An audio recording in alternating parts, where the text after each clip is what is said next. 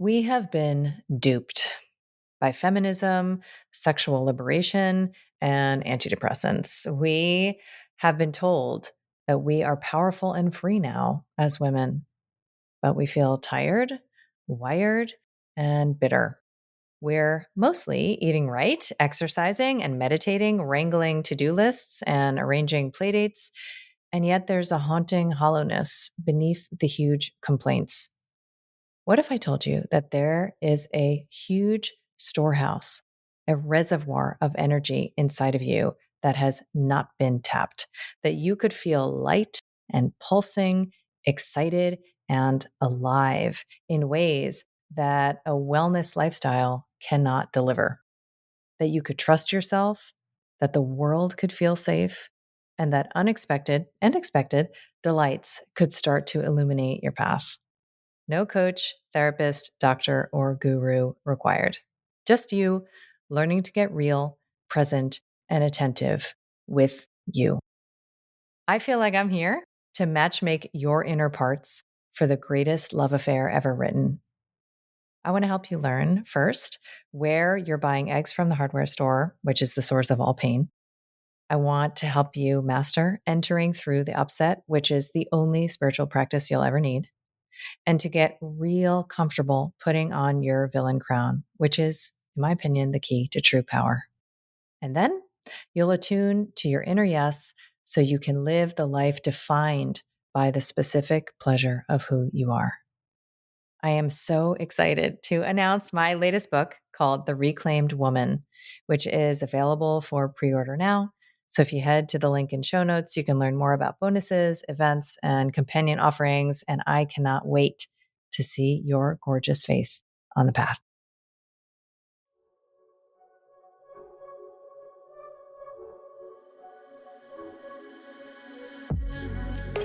I'm Dr. Kelly Brogan. You may know me as a New York Times bestselling author of a book with an exploding pill on the cover, renegade psychiatrist, pole dancer, or honorary member of the Disinformation Dozen. What can I say? I'm a born provocateur. I've spent most of my recent life exposing deceptions, connecting dots, and discovering the secret places my inner victim is still waiting to be liberated. And now I feel called to help you reclaim all of your parts, your health, your sexuality, your power, and your expression, so that you can finally truly own yourself. I want to ignite in you that inner knowing and the pulsing vitality that lives beneath your disempowerment, disconnection, and resentment, so that you can audaciously, courageously, and playfully alchemize your struggle into the specific pleasure of who you are. This is Reclamation Radio, a Soulfire production. Hi, and welcome back to Reclamation Radio. I am Dr. Kelly Brogan, and today I wanted to share some of the high-level take-homes from my first in-person retreat in Miami called Audacious Embodiment. For a bit of context, as I look at the role that this event has played in my life, I can see that through one lens, I have had 4 extraordinary weddings. The first to my first husband, the second to my second. The third was the Thank You Body Rally that I helped to organize in 2020, which was essentially my commitment to celebrating what is possible rather than fighting with what is. So it was some sort of a deep body reunion as an otherwise pretty angry, righteous activist. It represented my divergence from that field of victim consciousness that I really was inhabiting as an activist for about a decade. And then came this. So this certainly was not a revenue-wise business choice for me to plan this quite elaborate weekend and to insist on doing it my way with all of the particulars of luxury available to myself and the participants. And I just knew that I had to do it. I knew that I had to do it because I wanted to do it, not because it was going to be the next best step for my entrepreneurial expression. And I started to experience that as a feminine investment, right? When we invest money and funds into a potentially non-linear outcome, knowing that the best reason to do it is simply because the desire is there to do so. So that context really laid the groundwork for the experience to unfold like beyond my wildest dreams. And for me to be able to showcase the 10 women who held out a hand in the dark to me in these past couple of years of my reclamation journey, it was an extraordinary pleasure. And I realized that one of the greatest pleasures I have in my life is the reciprocity of lifting women who I respect and admire and inspired by up, and also allowing them in doing so to stand with me. So it's this extraordinary transformation of the sister wound when I have the opportunity to showcase women, give them the mic, celebrate them, and also to feel less alone in doing so. It's been interesting for me to observe that some women, especially in, this entrepreneurial space, seem to have sensitivity to other women copying them or stealing their material or doing what it is that they're doing. And we all have our sensitivities, and for a good reason. For whatever reason, I do not share that sensitivity. And not only do I not mind when people copy me or say the things I say, there's even versions of my book, like essentially plagiarized online. And for me, I think it confers a sense of belonging or a sense of accompaniment or togetherness, and I have the conviction that I am me and nobody else is me. So there's not really another way for it to come through me, even if it's the same content. So for my particular wiring, to have this opportunity to put these women on stage was extraordinary. And what's funny is that so many people gave me the feedback that this event was so me, right? Like it was so Kelly Brogan. And I was barely on stage. And in fact, I got a couple complaints about that. I was barely on stage. I was in the beginning for shadow work and inner child work and for coaching at the end. However, a lot of the content, most of it was other women. So how could it be so me? Right. And it's because I have all of the archetypes that these women embody within me. Right. So I am them and they are me. It's just a beautiful prismatic expression of the shades of woman that are available. And so my intention with this event, which I will mention now and again, is recorded and available. And I'm so excited that I had the best recording team to create this product, because I know that this is meant to inspire so many more than were in the room, and that it can translate. Because my intention was to design the ultimate pattern disrupt. And I knew that an essential element of the pattern disrupt was to overwhelm the resistance, right? To somehow short circuit in a loving way the part that says, don't go there, and to hold with gentle care all of the objections that would otherwise stand in the way, saying, I don't do that. This is stupid. That's not for me. And what am I doing here? Right.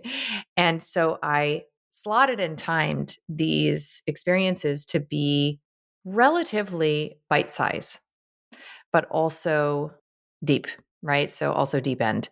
And I do not victim coddle. I do not coddle at all. And so there wasn't really a concern in my mind about whether or not these women could handle it. I knew that they were there because they were ready for a powerful shift in their story of what it is to be a woman. And interestingly, the predominant feedback that I have received and my team has received since the event is that I don't have words to explain. This is beyond words.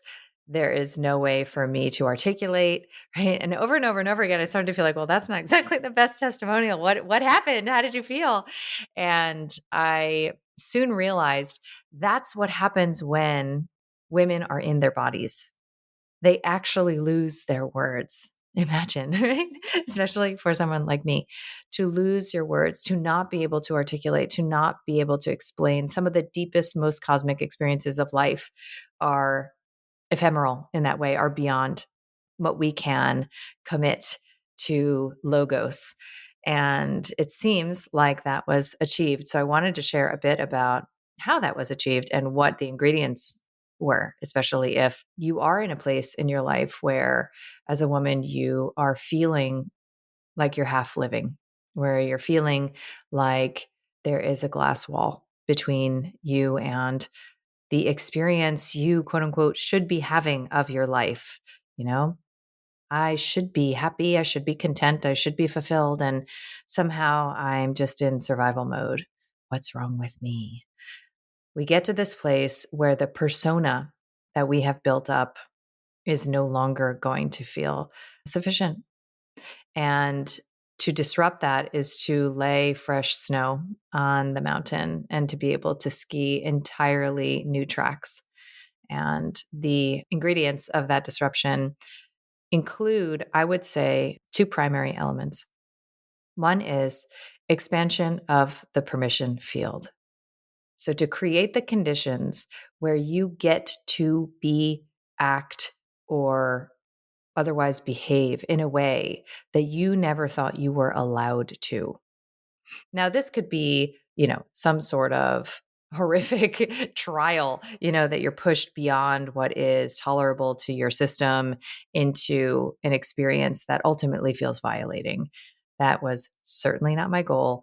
I feel like I have a rather attuned sensitivity to the sort of exhibitionist element that can be invoked in in-person experiences. And I did not want anyone to feel like they had to put on a show to be included. I didn't want anyone to feel that they had to dissociate, self-abandon, or betray. That would be obviously at odds with my greater intention. So the permission field expansion was simply by way of these women inspiring through play and through exploration and through modeling another flavor of woman. And the alchemy of judgment that might arise when it is held with curiosity and when it is positioned as being a mirror that reflects the parts of ourselves we have disavowed was very much at play here. So the permission field, by the end, there was one gal there and she was in like a leotard, right? And we had a dance experience. And she came up to me and she said, "In a million years, I never would have been caught dead in this outfit, but I brought it just in case." And so the permission field is an expansion that is permanent. Once you make contact with a woman who gives you permission to play in an archetypal realm that you didn't think you were allowed to, you can't go back. There's no going back. You can choose to never explore that again.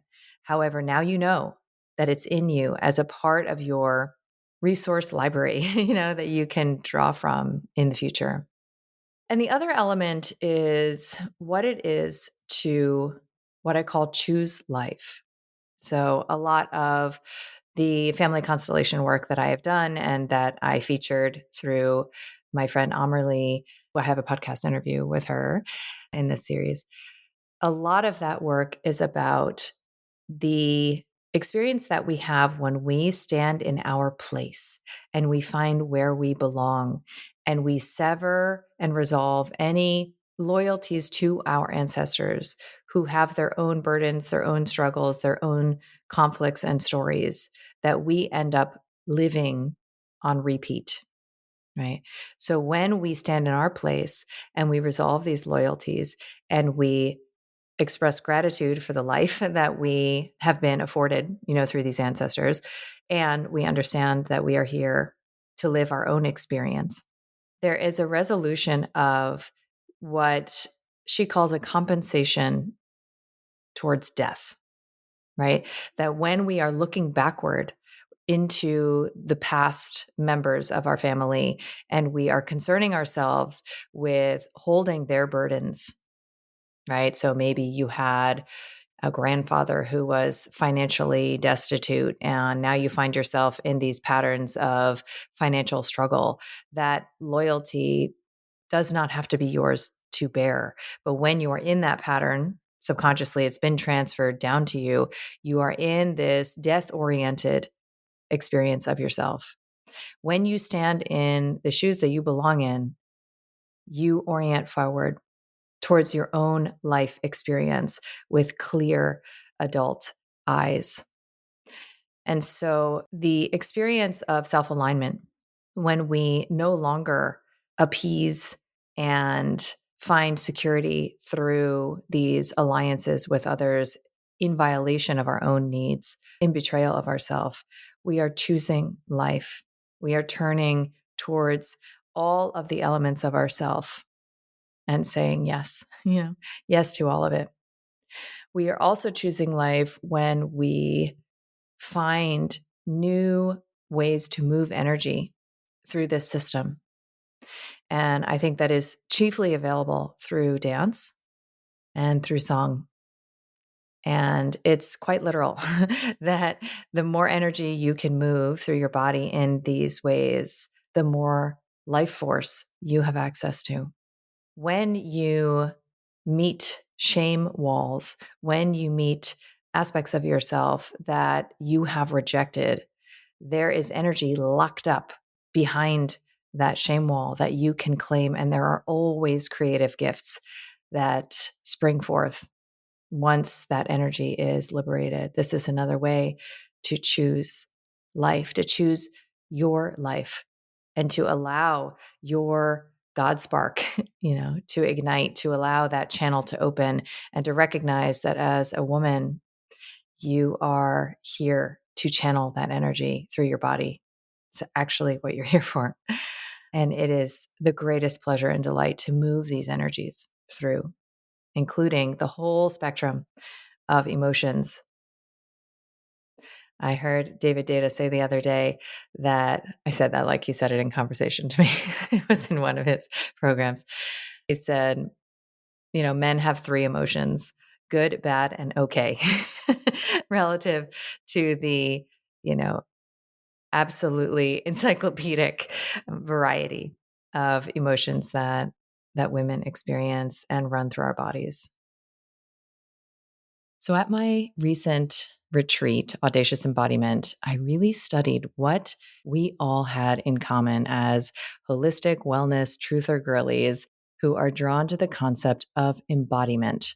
And it interested me that a common flower card from my friend Katie of Lotus Ways deck was the Taiwanese lily, which is in a blend that she calls Sacred Body. So, this is for when you have an inner bossy girl or military general or a tyrant that takes over. And when you repress your emotions or hold on too tightly, it's here, this blend, to help you become more like water, more fluid, more flexible, and to gently cleanse your lymphatic and digestive systems. So many of us are ready to become more fluid and flexible. That's what I learned through this retreat. And also to cleanse and release gently, so it's not this energy of like, get the bad out. It's sort of self punishment. This is a way to honor the body's wisdom. And that's why I love Sacred Body elixir, oil, and mist. It feels like blessing this vessel every time I use it. So head to lotusway.com and use the code Kelly15 for 15% off. The link is in show notes for you. So, in order to create the conditions for this expansion of the permission field and this increase in vital life force energy and eros to run through the bodies of the participants and anyone who chooses to, partake in these recordings, I organize the sessions into work and play. So the work included some of my favorite points of inquiry around shadow work and inner child access, and how it is that we can hold and expose to love all of the objections inside of ourselves and make contact with all of the unlived desires, right? Which pretty much are the things that you love to do as a kid, to act and play pretend, to dance, to sing, right? To self express in these silly ways and to allow your body to be animated without censorship.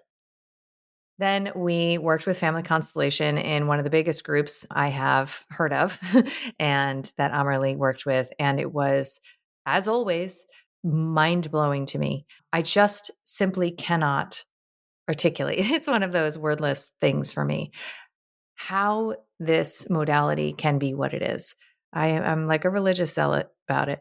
How can it consistently reveal these patterns when people barely know what they're doing, right? So she didn't do some elaborate introduction before she put people in this big family tree system and allowed them to move the way they felt like it. And this whole drama played out, this wordless drama. It was extraordinary. And one of the participants said that it was the most transformational experience of her entire life.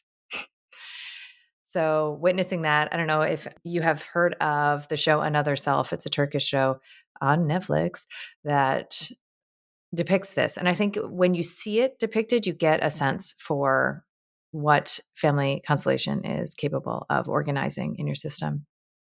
We did body shame alchemy with my friend Danny, who is the joy alchemist. And I've done this work with her. It is so, so deep to speak from the place in your body that you hold the most shame, right? The part of your body that you hate the most, to speak from that part.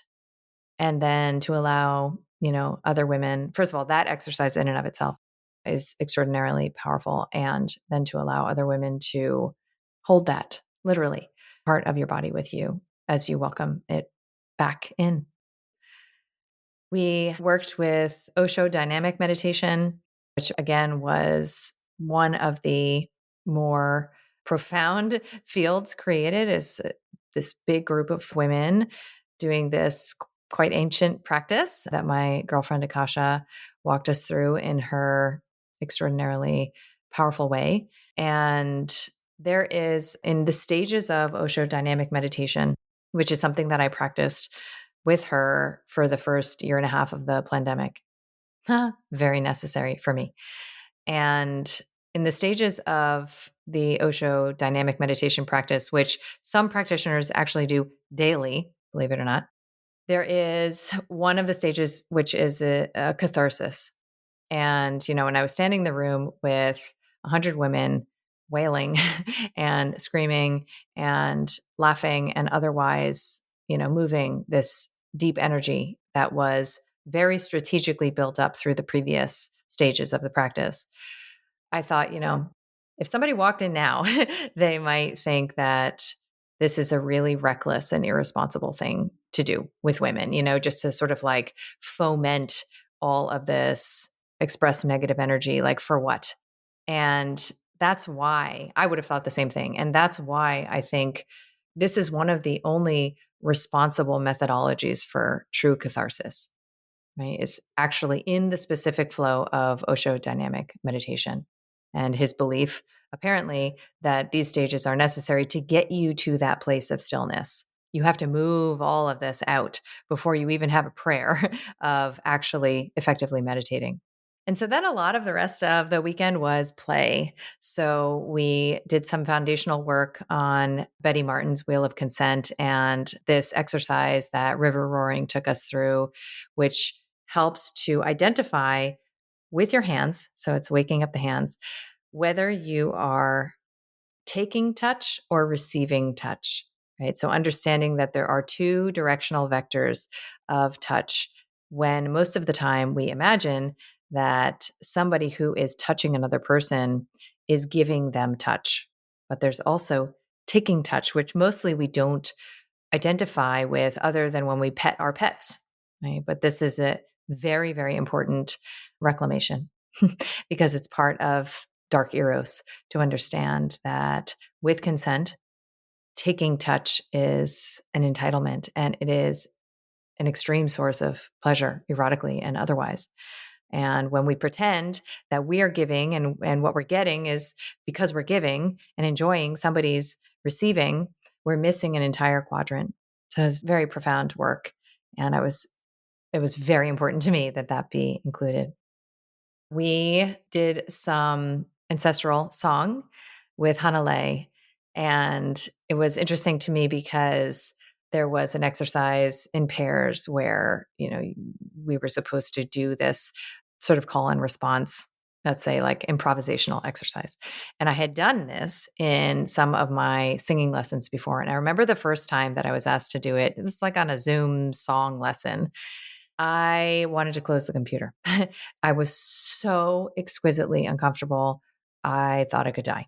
And I sat there, it's been about a year. I sat there a year later, let's say, in this room.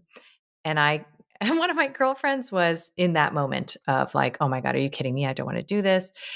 And I just really felt like, wow, it's possible to come a very long way where this kind of pattern disrupting, disinhibiting exercise can just be like, okay, yeah, I'll do it.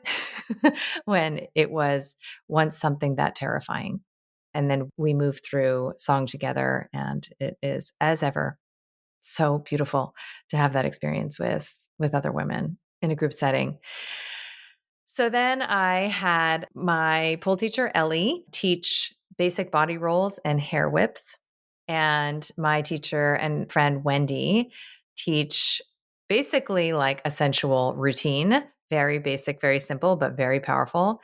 And she also apparently framed it as shadow work because we were owning our inner hoe. And she talked about how, the early accusations that she got of her, sort of like slutty comportment or whatever. Meanwhile, she's on this stage looking like, I just can't even articulate like the level of sexiness and beauty and allure that this woman embodies effortlessly.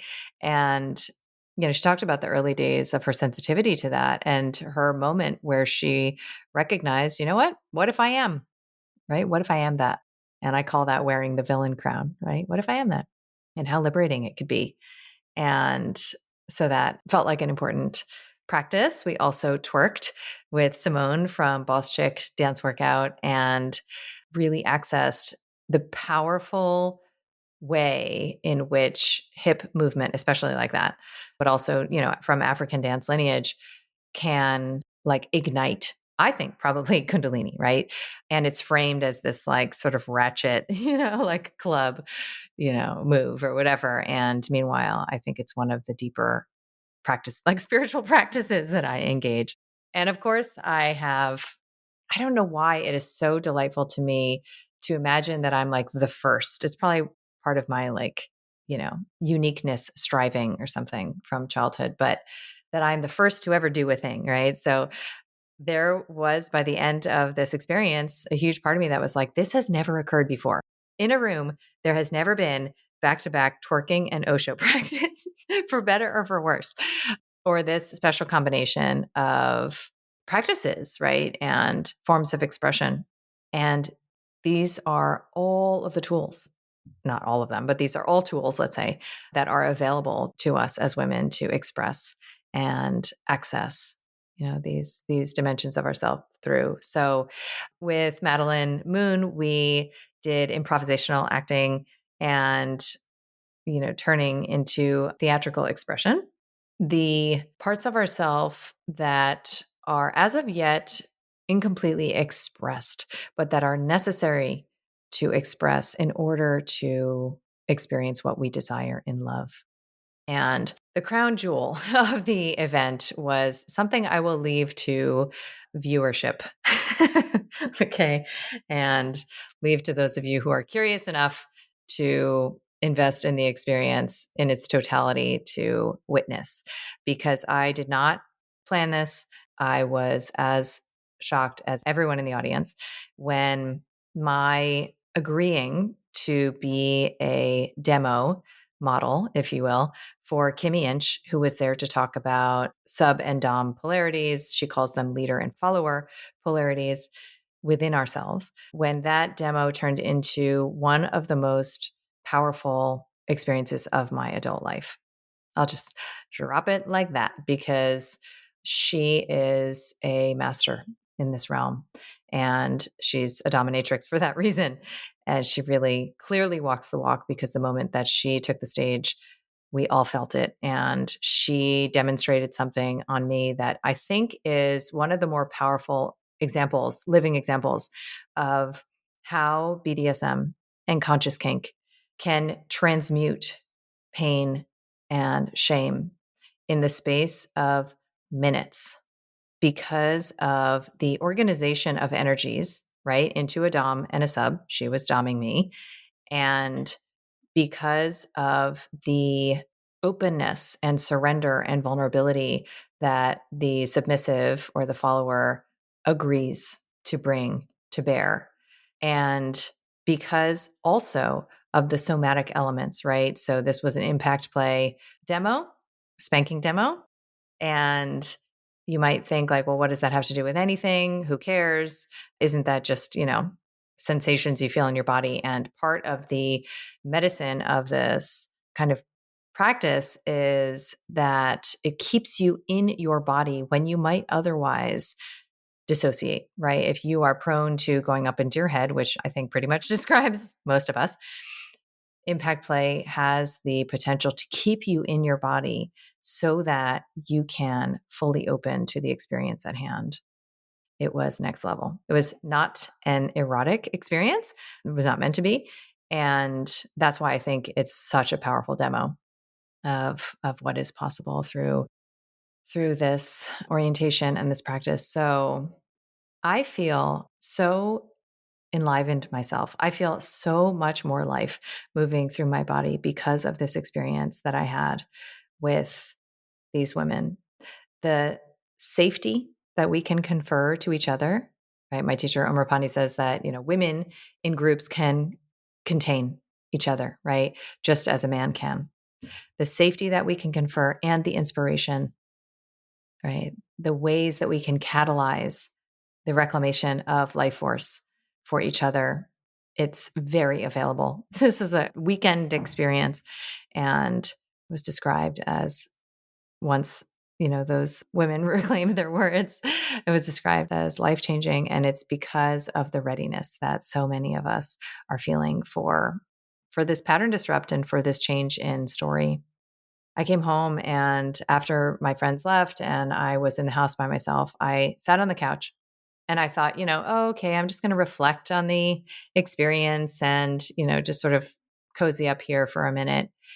And I felt this wave come up my body and I started to sob, like ugly cry sob. Not like, oh, tears of joy and sweetness trickling down my cheeks. No, like as if, the only time I've ever cried like this was when I lost something dear. And I felt in the moment confusion about what was happening to me inside of me because I couldn't match what that kind of crying was about when I wasn't feeling grief or anguish.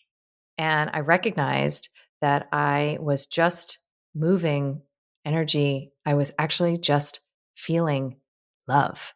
And that love, real, like God channeled energy of life and connection, it is that way, right? Because I've felt it when I have been in transcendent moments, right? When I've birthed my babies and it feels like a fucking freight train. It feels, in fact, I heard Omrapani say this the other day, it feels like two live wires. It's so much energy. And we have the capacity to move so much more of this energy through our bodies than we are currently. However, there is a readying of the system that is required. There is self-containment, the access to safety, and then there is the choice to move in the direction of vulnerability and the love that becomes available, the channeling of these exalted energies through the body. It's very intense. It's very intense and it's beautiful. And that was one of the the gifts that was delivered, and it was pretty much what I was selling. I was there to receive myself. So I wanted to close with one of the testimonials because I thought it was really beautiful.